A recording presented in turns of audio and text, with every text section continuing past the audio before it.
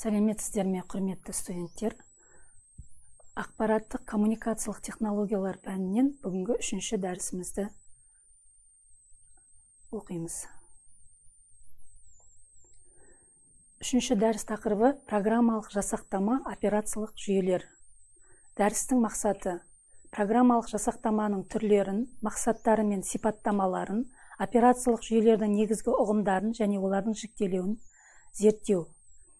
Дәріс жоспары программалық жасақтама, программалық жасақтаманың түрлері, мақсаттары мен сипаттамалары, операциялық жүйелердің негізгі тұжырымдамасы, эволюциясы, операциялық жүйелердің жіктелуі, мобильді құрылғыларға арналған операциялық жүйелерді жіктеу, үстелдік қосымшалардың жіктелуі тақырыптарын қарастырамыз. Программалық жасақтама, программалық жасақтаманың түрлері, мақсаттары мен сипаттамалары. Программалық жасақтама бұл программаларды пайдалану үшін қажетті ақпарат пен программалық құжаттарды өңдеу жүйесінің программаларының жиынтығы немесе программалардың процедуралар мен ережелердің жиынтығы, сондай-ақ деректерді өңдеу жүйесінің жұмысына қатысты құжаттар. Программалық жасақтама мақсаты бойынша жүйелік, қолданбалы және аспаптық болып бөлінеді. Тарату және пайдалану тәсілі бойынша жабық, ақылы немесе қол жеткізу құқығымен шектелген және ашық, яғни еркін кез келген компьютерде шектеусіз таратуға, орнатуға және пайдалануға болады. Жүйелік программалық жасақтама есептеуіш жүйесінің компоненттерін, процессорды, жедел жадты, енгізу-шығару арналарын, желілік жабдықты, тиімді басқаруды қамтамасыз ететін аппаратура мен пайдаланушының қосымшалары арасындағы аралық интерфейс ретінде әрекет ететін программалар кешені болып табылады. Жүйелік программалық жасақтама нақты қолданбалы есептерді шешпейді, тек басқа программалардың жұмысын қамтамасыз етеді. Есептеуіш жүйенің аппараттық ресурстарын басқарады және тағы басқа. Қолданбалы программалық жасақтама пайдаланушылардың әртүрлі есептерін шешуге арналған жеке қолданбалы программалар мен қолданбалы программалар пакеттерінен тұратын программалық жасақтама. Осы қолданбалы программалар пакеттер негізінде жасалған автоматтандырылған жүйелер. Қолданбалы программалық жасақтамаға мәліметтер қорын, электрондық почта серверлерін, желіні және қауіпсіздікті басқаруды, мәтіндік редакторларды, электрондық кестелерді, электрондық почта мен блоктарға арналған клиенттік программаларды, дербес ақпараттық жүйелер мен медиа редакторларды, сондай-ақ медиа плеерлерді, веб-шоушыларды, қосалқы браузерлерді және табасқа жатқызуға болады. Аспаптық программалық жасақтама жаңа программалар мен программалық кешендерді әзірлеуге арналған. Компьютерде көптеген түрлі қосымшалар программалау тілдері мен жүйелерін қолдану арқылы жасалады. Программалау тілі бұл компьютерлердегі әртүрлі есептерді шешу үшін қолданылатын алгоритмдерді сипаттайтын формальды тіл. Есептеу техникасының қалыптасуы мен даму барысында программалау тілдері де дамыды. Олардың кейбіреулері өзгереді, түрленеді, басқалармен біріктіріледі, кейбіреулері мүлдем жоғалып кетті. Бүгінгі таңда программалау тілдерінің бай арсеналы бар. Ассемблер, Basic, C++, Delphi, Fortran, Java, Pascal, Python және тағы басқа.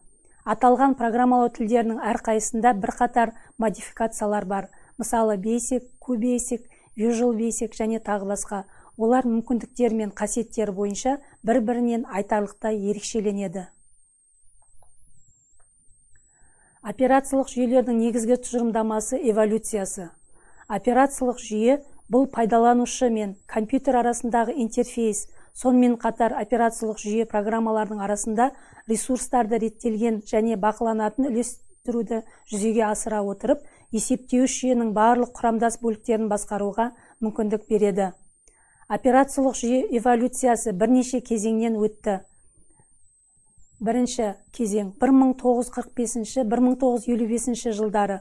Электрондық шамдардың, коммуникациялық панельдің пайда болуы, жүйелік программалық жасақтама ретінде математикалық және жүйелік программалар кітапханалары қолданылды. Бұл жағдайда есептеуіш процесті ұйымдастыруды, қызмет көрсету персоналы басқару пультінен қолмен жүзеге асырды. Бұл IBM үшін операциялық жүйе іс жүзінде болмады. Екінші кезең 1955-1960 жылдары транзисторлардың пайда болуы, алғашқы алгоритмдік тілдер, компиляторлар және пакеттік өңдеу жүйелері пайда болды. Бұл жүйелер қазіргі операциялық жүйенің түп бейнесі болды. Олардың негізгі мақсаты процессордың жүктелуін арттыру. Үшінші кезең 1960-1980 жылдары интегралды микросхемалар мен мультипрограммалаудың пайда болуы.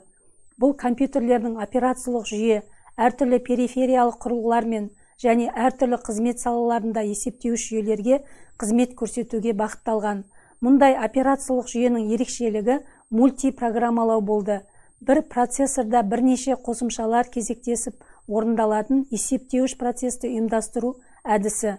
Операциялық жүйенің жаңа түрі пайда болды. Уақытты бөлу жүйесі. Бұл әр пайдаланушыға компьютермен жалғыз жұмыс істеу елесін жасауға мүмкіндік берді. Төртінші кезең 1980 жылдардан бастап қазіргі уақытқа дейін үлкен және өте үлкен интегралды схемалардың пайда болуы, компьютерлердің кең таралуын және оларды программалау саласындағы маман емес адамдардың қолдануын қамтамасыз етті. Бұл достық, интуитивті программалық интерфейсті әзірлеуді қажет етті. Үлестірілген операциялық жүйе және байланыс құралдарының дамуы желілік операциялық жүйенің пайда болуына себеп болды. Операциялық жүйенің негізгі тұжырымдамасы Джон фон Нейман принципіне негізделген. Онда командалар жиынтығынан тұратын программа және оның бастапқы деректері ортақ жадта сақталады. Оның әр ұяшығында өзінің ерекше адресі болады. Әр команда деректермен бірге жадтан таңдалады және процессормен орындалады. Команданы таңдау құрамында қазіргі уақытта орындалатын адресті қамтитын арнайы командалық есептеуіш арқылы жүзеге асырылады. Жадта командалар бірінен соң бірі орналасқан. Соның арқасында командалар тізбегі жадысының дәйекті іріктеу ұйымдастырылады. Осыған сүйене отырып компьютерлік жүйенің үш негізгі компоненті бөлінеді: процессор, негізгі жад және енгізу-шығару құрылғылары. Орталық процессор, негізгі жад және енгізу-шығару құрылғылары жүйелік шинаға байланыстырылған. Бұл компьютерлік жүйелердің компоненттерін білдіреді. Процессор компьютердің әрекеттерін бақылайды, сонымен қатар программаға сәйкес деректерді өңдеу функциясын орындайды. Қазіргі жүйелерде бір немесе одан да көп орталық процессорлер болуы мүмкін. Негізгі жад программалар мен деректерді сақтайды. Әдетте бұл уақытша компьютер қосылып тұрған кезде сақталады. Енгізу-шығару құрылғылары сыртқы жады, байланыс жабдықтары, терминалдар, кіретін перифериялық құрылғылардан тұратын компьютер мен сыртқы орта арасында деректерді тасымалдауға қызмет етеді. Есептеу жүйесінің аталған компоненттері жүйелік шинаның көмегімен біріктіріледі. Бұл процессор, негізгі жад немесе енгізу-шығару құрылғылар арасындағы өзара әрекеттесуді қамтамасыз ететін құрылымдар мен механизмдер. Операциялық жүйелердің жіктелуі. Бір уақытта орындалатын мәселелердің санына сәйкес операциялық жүйе бөлінеді. Бір есепті операциялық жүйе, оған MS-DOS, MSX операциялық жүйелері жатады. Көп есепті операциялық жүйелер, есептеу жүйесі операциялық жүйе, OS2, Unix, Windows операциялық жүйелері жатады. Бір есепті операциялық жүйе пайдаланушыға виртуальды машинаны ұсынады және оған файлдарды, перифериялық құрылғыларды басқару және пайдаланушымен байланыс құралдары кіреді. Көп есепті операциялық жүйе қосымша бірлесіп пайдаланылатын ресурстар арасында бөлуді басқарады. Бір уақытта жұмыс істейтін пайдаланушылардың санына сәйкес операциялық жүйе бөлінеді. Бір пайдаланушы және көп пайдаланушы. Пайдаланушылардың ақпаратын рұқсатсыз кіруден қорғау құралдарының болуы көп пайдаланушы жүйелерінің айырмашылығы болып табылады. Көп мәселелікті жүзеге асырудың көптеген нұсқаларының ішінде алгоритмдердің екі тобын ажыратуға болады: ығыстырмайтын көп мәселелік, ығыстыратын көп мәселелік. Олардың негізгі айырмашылығы процесстерді жоспарлау механизмін орталықтандыру дәрежесі болды.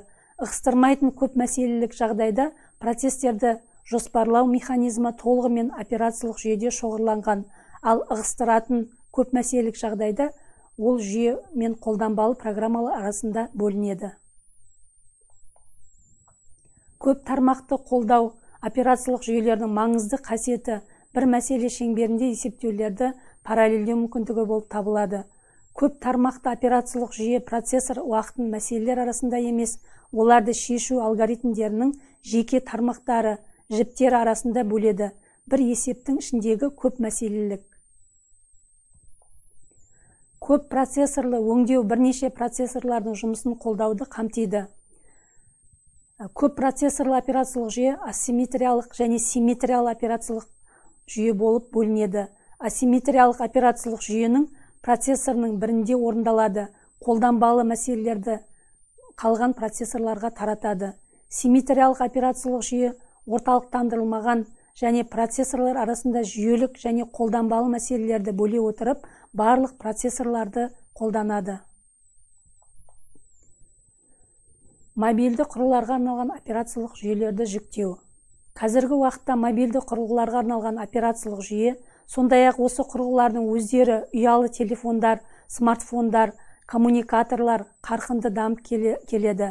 Мобильді құрылғыларға арналған операциялық жүйе ерекшеліктері, жад шектеулерін және процессордың төмен жылдамдығын есепке алу, мобильді құрылғылардың әртүрлі модельдерінің экрандары мен экрандық навигаторларының ерекшеліктері мен айырмашылықтарын есепке алу. Барлық негізгі файл пішімдері мен үйлесімділік, мультимедиалық ақпаратты өңдеу құралдары, заманауи байланыс және желілік технологияларды қолдау. Мобильді құрылғыларға арналған операциялық жүйе нарығында ең көп тараған операциялық жүйе Nokia Symphony OS, Google Android, Windows Mobile, Apple iOS, Samsung сияқты тағы басқа операциялық жүйелерді айтуға болады. Sunvine OS, Sunvine компанияларының консорциумы әзірлеген және барлық өзінің ұялы телефон үлгілері үшін Sunvine OS пайдаланатын Nokia фирмасы қолдайтын ең танымал мобильді құрылғыға арналған операциялық жүйе. Psion EPOS 32 операциялық жүйесі негізінде жасалған. Қосымшаларды әзірлеудің негізгі тілі C++, Sunvine OS, ашық операциялық жүйе көп есепті операциялық жүйеге жатады. Java-ны қолдайды, пакеттік деректерді беруді жақсы жүзеге асырады және жоғарғы сенімділікке құлдырауға және жеке қателіктерге төзімділікке ие. Толығымен объектілі бағытталған архитектура қорғау механизмі қосымшаларының құқықтарына сәйкес IP-ді ажырату. Windows Mobile мобильді құрылғыларда пайдаланушы интерфейсі мен мүмкіндіктерін қолдайтын Microsoft фирмасының мобильді құрылғыларына арналған операциялық жүйе. Бұл смартфондар үшін ең танымал үшінші операциялық жүйе. Windows Mobile жаңа нұсқасында Wi-Fi және Bluetooth қолдау жақсартылды және басқа да бірқатар мүмкіндіктер енгізілді. Жақсы перспективаларға қарамастан, Windows Mobile, Apple iPhone OS және Google Android пен бәсекелестікке төтеп беруге қиынға соғады. Microsoft корпорациясының жаңа жобасы Microsoft Kin Apple iPhone мен бәсекелеске жаңа смартфонның жобасы дамып келеді. Windows Mobile ашық көп есептік операциялық жүйе кеңейту бойынша үлкен мүмкіндіктерге ие, мультимедиалық қосымшалармен жұмыс істеуге бағытталған. Windows мен үйлесімділігі және Microsoft Win32 API көмегімен жазылған қосымшалардың негізгі жиынтығы бар, жедел жадқа талап қойылады. Google Android Linux ядросы негізінде жасалған Google мобильді құрылғыларына арналған операциялық жүйе. Бұл мобильді құрылғылар үшін ең көп таралған төртінші операциялық жүйе. Оның ерекшеліктері жоғары сапалы 2 өлшемді және 3 өлшемді графика, Java-да қосымшаларды әзірлеуді игеру және қолдау, Linux, Android ақысыз операциялық жүйелер, кодтың жалпыға қолжетімділігі бар, бірақ мультимедиалық мүмкіндіктерде әлсіз. Palm OS әзірлеу тоқтатылды. Қазір Palm Linux ядросында жасалуда. Жедел жад пен қуат тұтынудың төмен қажеттіліктері, мультимедиалық мүмкіндіктері әлсіз бір мәселелі операциялық жүйе және жабық IP бар. Palm OS-ті көптеген компаниялар қолданады. Олардың арасында Lenovo, Legend Group, Janam, House және IBM бар. Apple iOS көп мәселелі операциялық жүйе. Flash Java қолдауы жоқ, бірақ iPhone-да Flash-ті бұлт технологиясымен пайдалануға мүмкіндік беретін Cloud Browse қосымшасы бар. Операциялық жүйе жабық болып табылады. iOS әлемдегі ең қауіпсіз жүйе. BlackBerry OS Рим компаниясы BlackBerry смартфон желісі үшін әзірленген. BlackBerry OS-тың ерекшеліктері контактілерге, мобильдік хабарламаларға, электрондық пошталарға ыңғайлы интерфейс, әлеуметтік желілерге оңай қолжетімділік, телефонның өзіндік дизайны және пернетақтасы қамтылған. Apple сияқты BlackBerry OS басқа өнімдеушілер үшін қолжетімді емес. Бұл көптеген вирустарға қарсы иммунитеті бар өте сенімді операциялық жүйе. Бада бұл Samsung компаниясының ыңғайлы және тиімді операциялық жүйесі, бірақ кең көлемде таралған емес. Бада ортасындағы программалар Java машинасы сияқты аралық программалық жасақтаманы пайдаланбай орындалады. Бада көп есепті қолдауды және платформаның барлық мүмкіндіктеріне программалардың қол жеткізуін қамтамасыз етеді. 2015 жылдың басында Samsung Electronics өз сайтында форумды жауып, Бада операциялық жүйе әзірлеушілеріне қолдау көрсетуді тоқтатты. Бұл Бада әзірлеушілер жобасының толық жабылуын білдіреді. Мобильді құрылғыларға арналған операциялық жүйе перспективалары аса көп үміт күттіреді.